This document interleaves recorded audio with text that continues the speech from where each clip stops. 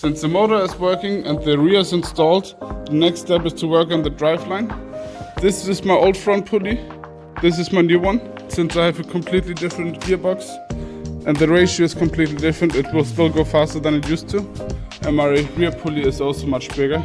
First thing first, I have to remove a couple of things like the pulleys, because this was for the old setup and it's not gonna work with this.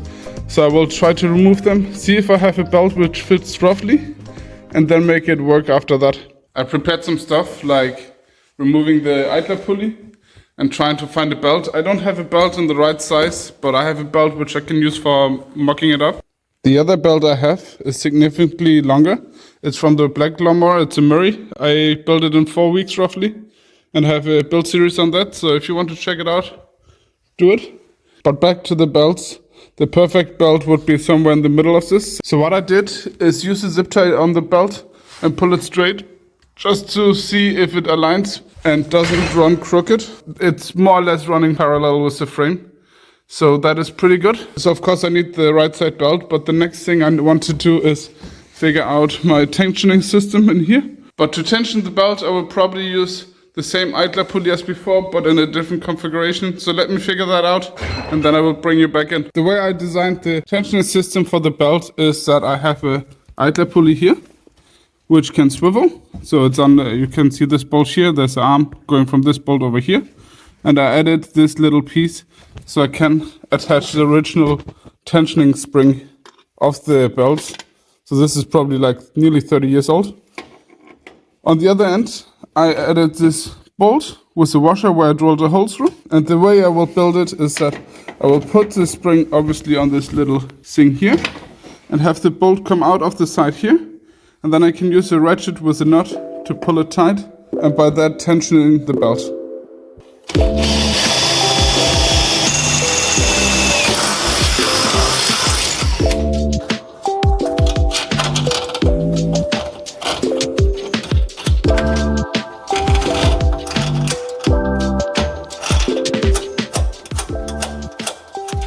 Well, this should work. So you can see the belt is super tight now.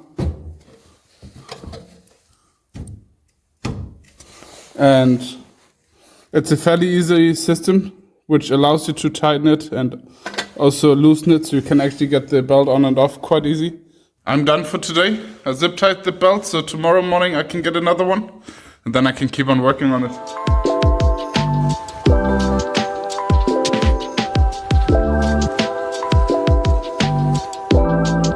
I went to the shop this morning and got a new belt. Let me set up the camera and install it. One of the things I wanted to improve on this rebuild was that the belt was easy to install, meaning that there's no pulley or idler pulley or anything which has to be taken off to install the belt. With the black one, you kind of have to lower the steering shaft and a lot of other things to get the belt swapped. And if you're in a race, you want this to be as quick as possible. Let me show you how it is on this lawnmower right now. The rear pulley is here. Right now, getting the belt through this is possible. You need to finagle it a little bit. Obviously, the front pulley is clear of anything. There is no beam going across or steering or anything else. That's also why I did the chain steering. And furthermore, the idler pulley, which is tensioning the belt, is attached in a way that it's easy to disengage the spring. Plus, it's attached in the top and not in the bottom of the pulley, which makes it easy to get the belt around it. Otherwise, you have to come from the top, and that can be quite a pain in the butt.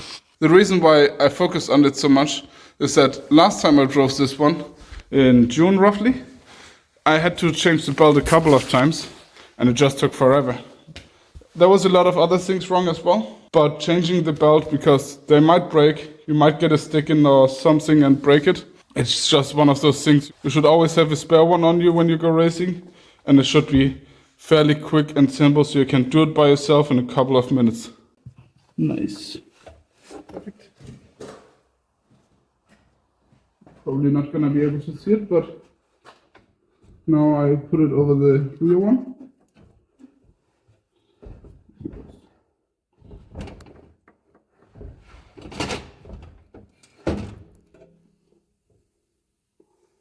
And this already seems perfectly tight actually. The issue is that the idle pulley is on the wrong side right now. Do I want the idle pulley? Yes, because when the belt is a little bit used, it stretches, so it always keeps it tight. As I mentioned earlier, I can use this bolt to tighten it. It's here. I tightened this spring with this nut, and I could even tighten it more. However, right now, all the coils have some space in between each other, meaning they are already tight, and they will only get more tight with this one starts moving outwards. So I'm quite happy with it right now. Everything seems to be free, and if I go for the belt, it is tight. Next up, I will mount the wheel back on, connect the battery, start it, and see what happens. Obviously, I will keep it lifted so the wheels can spin freely, but it will allow me to see if it idles in a way that the wheels don't spin, if the belt runs without rubbing anywhere, and also if my brake and throttle work as they should. The throttle and brake, I still need to figure out how to mount it permanently. Other than that, there's still a little bit of stuff to do before I can drive it. I also need to obviously mount the fender back on. Now that everything is at least temporarily connected, like the throttle, the brake, cutter switch is also here. Guess I will pull the choke since it's like 5 degrees, something like that.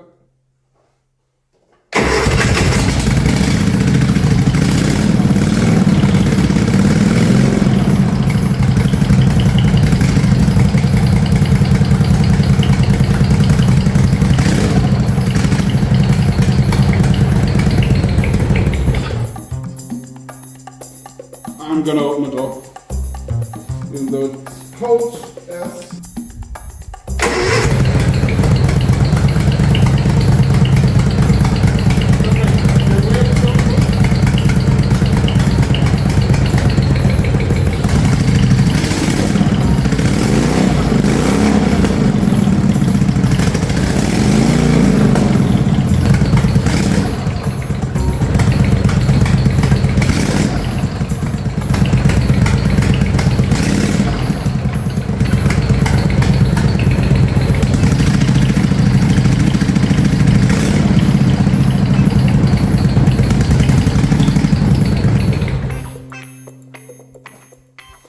So obviously my brakes don't do anything. They probably need to be flat, and since I designed it how I did, I won't be able to get to the bleed screw without unmounting the rear end. I'm a little bit hesitant to give like really up in speed because the entire thing is just moving, but let's just try it one more time.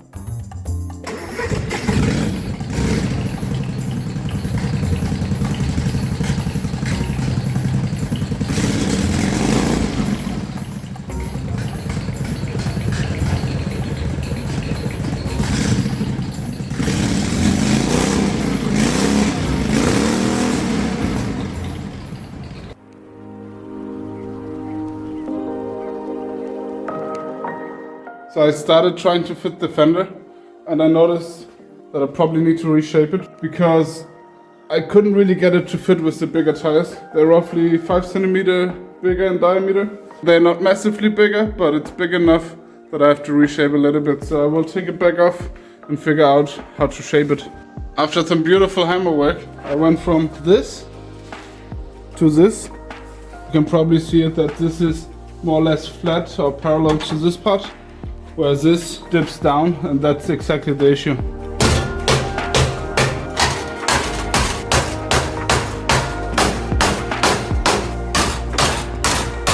Now I hammered both sides, so let's see if it fits better. Okay, here we are. So definitely fits better.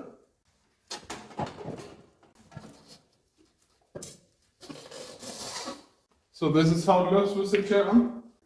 It clears, but I definitely understand why I built it so tight back then. I need to figure out how I attach this to some metal, which I then can bolt on. or the other way around.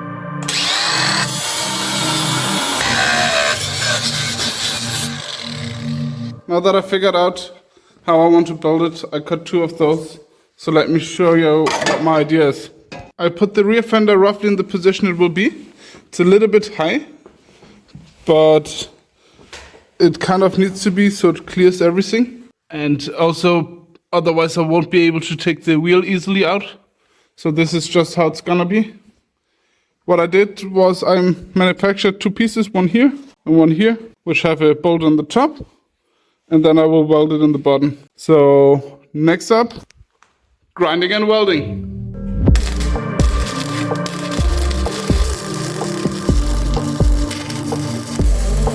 I finished welding it. It doesn't look pretty, but I'm sure it's gonna hold. So that's good. It's actually really sturdy. Last but not least, I have to check will the seat still fit. Here we go. There's no space, but it fits. Eventually I will take the fender off and grind it down a little bit, paint it and get it done. But for now I will just leave it as is. I'm running out of time for this episode, and next week I will actually have to travel with work for a little bit. I will still try to get the episode done throughout the weekend, but I can't promise anything, so I'm gonna take you a little bit further back so we can have a proper look at it. This is all I got done today.